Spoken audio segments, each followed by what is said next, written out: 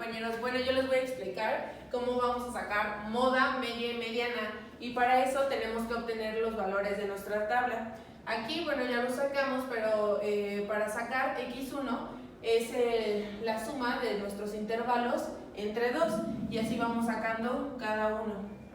Y bueno, en nuestra tabla ya nos dan la frecuencia absoluta, y para sacar la frecuencia acumulada, que es esta siguiente, es la suma del número anterior, que en este caso es 3 más 1, es 4, 4 más 9 nos da 3. Okay.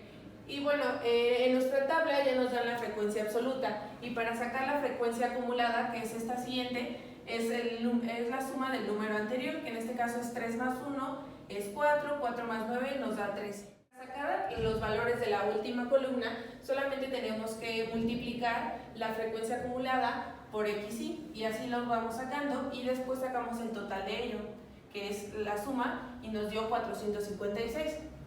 Ok, y les voy a explicar cómo se va a sacar la media. La media es la suma de xy y la frecuencia acumulada entre el número total de datos, que nos da 456 entre 16, que es el número total de datos, y nos da un resultado de 28.5, y así obtenemos nuestra media. Bueno, compañeros, yo les voy a explicar cómo podemos obtener la moda.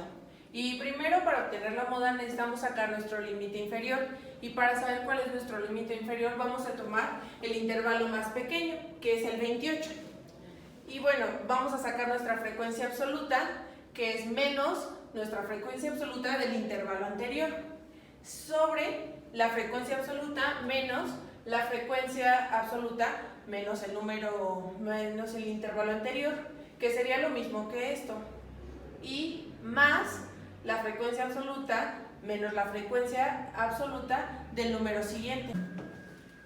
Y bueno, aquí ya tenemos sustituida nuestra fórmula, que ocupamos nuestro límite inferior, que es 28, 9 menos el intervalo anterior, que fue 1, y volvemos a ocupar lo mismo, más 9, y de aquí ocupamos el intervalo siguiente, que fue 3. Y no se nos olvide mencionar que debemos de poner nuestro rango. Para sacar nuestro rango tenemos que sacar nuestro límite superior menos el límite inferior, que es 28 menos 31, y nos da un total de 3. Entonces le agregamos el 3, y aquí resolvemos nuestra fórmula, y nos da un total de 29.7142. Y bueno, compañeros, para sacar la media necesitamos el límite inferior nuevamente, que en la fórmula anterior lo ocupamos y fue el 28. Necesitamos el número total de nuestros datos, que fue 16 entre 2, menos la frecuencia absoluta del intervalo anterior, sobre la frecuencia absoluta por el rango. Y bueno, aquí ya tenemos sustituida nuestra fórmula, y ocupamos nuestro límite inferior, que fue 28 de la fórmula anterior, más el número de datos sobre 2, que nos dio 8, menos la frecuencia absoluta del intervalo anterior, que es 1, sobre 9, por el rango, que el rango era 3. Y bueno, nos da un total de 30.331, y esa sería nuestra media. Bueno, compañeros, a mí me tocó explicar lo que son los cuartiles. Los cuartiles son los valores que dividen una muestra de datos en 4 partes iguales. Los cuartiles se expresan con la letra Q, y nosotros vamos a sacar 3 cuartiles: cuartil 1, cuartil 2 y cuartil 3. No sacamos un cuartil 4 porque la distancia entre el cuartil 1 y el cuartil 3, como pueden ver, nos da el 100%. Esta es la fórmula que vamos a utilizar para sacar los cuartiles: el cuartil 1, el cuartil 2 y el cuartil 3. Adicional a esta fórmula vamos a ocupar la fórmula que es la fórmula del rango, que la podemos ver aquí. Rango es igual a límite superior menos límite inferior. Entonces, para sacar los cuartiles necesitamos tener nuestra tabla con estos datos. Y bueno, vamos a empezar. Vamos a sacar el cuartil número 1, que sería Q1 igual, y antes de utilizar lo que es la fórmula tenemos que saber la posición para saber qué intervalo es el que vamos a utilizar para sacar nuestro cuartil.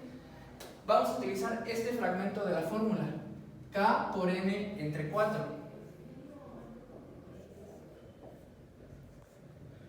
Si estamos sacando el cuartil 1, entonces K va a ser 1 por N, que ya previamente tenemos este dato, es 16, entre 4. Esto nos da un 16 entre 4, y esto finalmente nos da un 4. Este 4 nos marca una posición que vamos a ir a buscar nuestra frecuencia. Para saber qué intervalo vamos a ocupar, el dato de nuestra frecuencia tiene que ser mayor o igual a 4. Como podemos ver aquí está el dato, mayor o igual a 4. Entonces vamos a ocupar para nuestra fórmula este intervalo. Entonces procedemos a usar lo que es la fórmula de los cuartiles, que sería Q1 igual a LI, que nos dice que es el límite inferior, en este caso es 24, más el rango, que sabemos que se saca con el límite superior, que es 27 menos 24, eso nos da un 3. Multiplicado por K por N entre 4, ese dato ya lo tenemos, es un 4,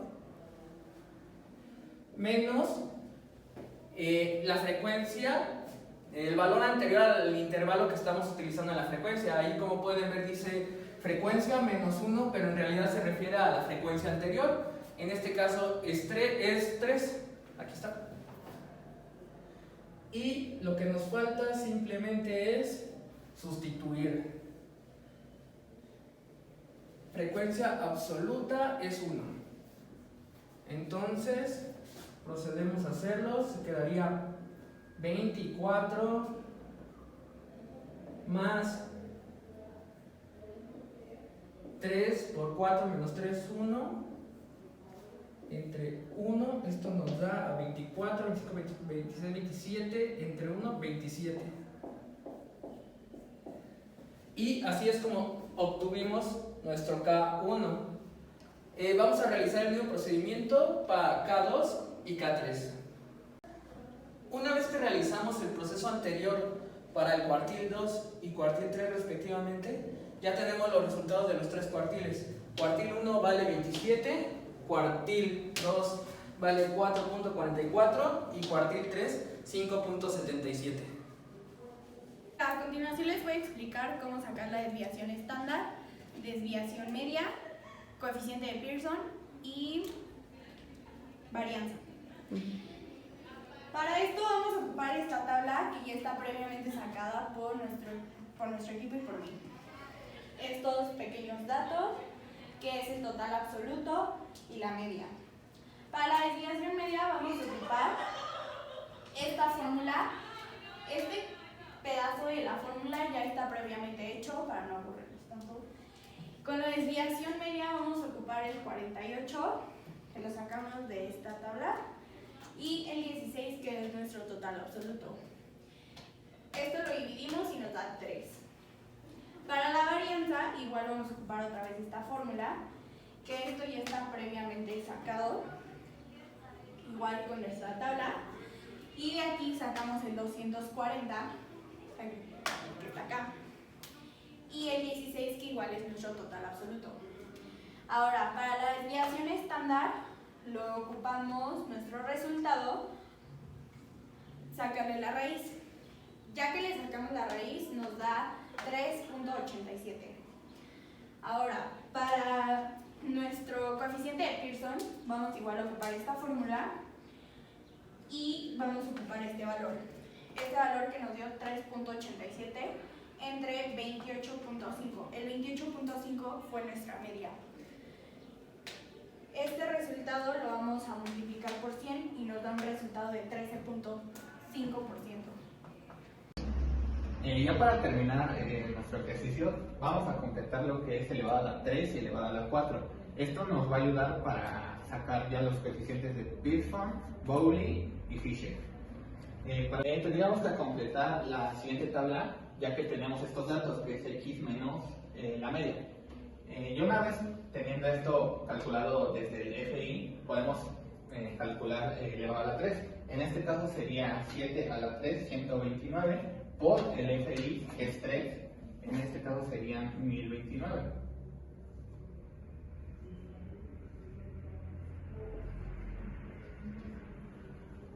Y así iríamos uno por uno, en este caso 3 elevado a la 3 y lo multiplicado por 1, 1 elevado a la 3 multiplicado por 9, 5 elevado a la 3 multiplicado por 3 y ya tendríamos nuestra primera tabla.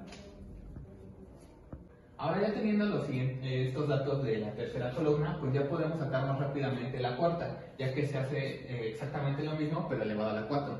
En este caso sería 7 a la 4 por 3. Que nos sale un total de 7,203. Y iríamos también paso por paso: 3 elevado a la 4 por 1, 1 elevado a la 4 por 9 y 5 elevado a la 4 por 3. Ahora, con el coeficiente de Bogly es más sencillo, porque ocupamos los cuartiles ya generados anteriormente por nuestros compañeros. Sustituimos rápido los datos, te quedaría cuartil 3 más cuartil 1 menos 2 veces cuartil 2 sobre cuartil 3 menos cuartil 1. Sustituyendo los datos, te quedaría 5.7 más 27 menos 2 veces 4.4, 44, perdón, sobre 5.7 otra vez menos 27. Esto te da como total de Bogly menos 1.125. Y así se sacaría Bogly. Ahora explicaré lo que es el coeficiente de Fisher. La fórmula es esta, que se saca gracias a la sumatoria de la columna 3, que sería X menos la mediana por FI, y luego se divide entre N por la varianza que ya fue explicada por nuestros compañeros anteriormente, elevada a la 3. Sacando ya los datos de las tablas, te quedaría una sumatoria de 1440 sobre 16, que son el número total de datos que tenemos, por 3.87 elevado a la 3. Esto nos da como resultado 1.155.2. Eso sería el coeficiente de Fisher. Bueno, mi nombre es Kevin Ortiz. Yo les voy a hablar del coeficiente de Pearson, que tiene una fórmula de la media menos la moda sobre la varianza. Bueno, la media ya la obtuvieron mis compañeros, que nos da un resultado de 28.5.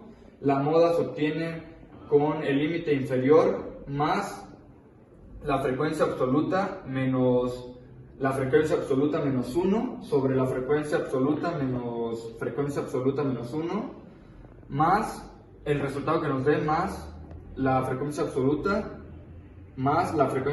más 1. Es el resultado de la operación esta por 3, que nos da un total de 29.7142. Bueno, ya teniendo los datos obtenidos, vamos a sustituirlos en nuestra fórmula, que la media nos da un total de 28.5 menos nuestra moda, que da 29.71, y la varianza, que ya la habían obtenido nuestros compañeros, que nos da un total de 3.87. Esto da como resultado menos 0.3212. Bueno, aquí ya vamos a hacer nuestra kurtosis, sustituyendo nuestra fórmula, que es el resultado de la cuarta columna, por la frecuencia absoluta sobre el número de datos, sobre nuestra varianza, todo ese resultado menos 3. Sustituyendo los datos nos da un total de el resultado de nuestra cuarta columna sobre la frecuencia absoluta, nos da un total de 9.168. Eso dividido entre el número de datos, que es 16, por nuestra varianza, que es 3.87 elevado a la cuarta, todo ese resultado menos 3. Y que nos da un total, ya sustituyendo todo y haciendo las operaciones, nos da un total de menos 0.4454, que esa sería nuestra kurtosis. Bueno, ahora les voy a explicar qué es el teorema de Bayes. El teorema de Bayes es utilizado para calcular la probabilidad de un suceso, teniendo información de antemano sobre este suceso. Dentro de este teorema tenemos dos eventos, el evento A y el evento B. Bayes calcula la probabilidad de A condicionado a B. Aquí tenemos un problema que dice: la patiserie es una pastelería que cuenta con 5 hornos. El primero produce 50 pasteles al día, de los cuales 10 salen quemados. El segundo hornea 65 y el 2% de ellos salen en mal estado. El tercer horno produce 40 y 4 salen quemados. El cuarto produce 40, pero ninguno sale en mal estado. Y el quinto horno produce 60 y 18 se queman. Los primeros 3 hornos trabajan 30 días, el cuarto solo 20 y el quinto 22 días. Y tenemos dos cuestiones. La primera es: ¿cuántos pasteles se produjeron a fin de mes? Y el segundo, si un pastel está en buen estado, ¿cuál es la probabilidad que haya sido horneado en el segundo horno? Para esto vamos a hacer una tabla con las siguientes columnas: horno, producción por día, pasteles buenos, pasteles malos, pasteles buenos, días que elaboraron los hornos y los totales. Ahora los pasteles malos de cada horno. En el primero dice que 10 salen quemados, eso equivale al 2%. En el segundo igual ya nos dice que el 2% de la producción sale en mal estado. En el tercero el 0.1% sale en mal estado. En el cuarto ninguno, entonces 0. Y en el último el 0.3%. Y a esto solamente le restamos para ver cuántos pasteles buenos salen, con el fin de lograr el 100%. Entonces es 0.98%, igual aquí 0.99, aquí un entero y aquí 0.97. Después vamos a calcular los días que, bueno, esto ya no nos da los días que trabajaron. El primer horno trabaja 30 días, los primeros 3 trabajan 30 días. El cuarto horno trabaja 20 y el quinto 22. Y para calcular la producción total, lo único que debemos de hacer es la producción por día multiplicada por los días que trabajaron. Ya que hicimos el procedimiento de multiplicar la producción por día de cada uno por los días que elaboraron, sumamos los totales y nos da un total de 6.770 pasteles. Para obtener el evento A, lo único que tenemos que hacer es dividir cada total del horno entre la suma de los totales. Respondiendo a la primera pregunta, ya tenemos la respuesta. La suma de todos los totales da un igual a 6.770 y esa es la producción de pasteles que tenemos a fin de mes. Una vez que obtuvimos el evento A, lo único que tenemos que hacer en el evento B es pasar los datos que ya habíamos obtenido de los pasteles, de la producción buena y mala de los pasteles. Ahora la siguiente pregunta nos dice: si un pastel está en buen estado, ¿cuál es la probabilidad de que haya sido horneado en el segundo horno? Por lo que nos vamos a enfocar en los segundos datos. La fórmula del teorema de Bayes nos dice que multipliquemos la probabilidad positiva, por así decirlo, por el evento A. Una vez que sustituimos la fórmula y la dividimos, nos dimos cuenta de que el resultado es 0.3224 y esto lo multiplicamos por 100%,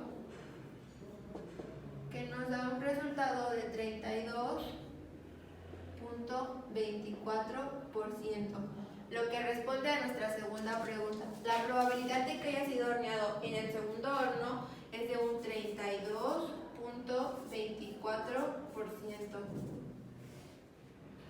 Bueno, compañeros, esto fue todo por el video de hoy. Esperamos que les haya sido muy útil y gracias por su atención.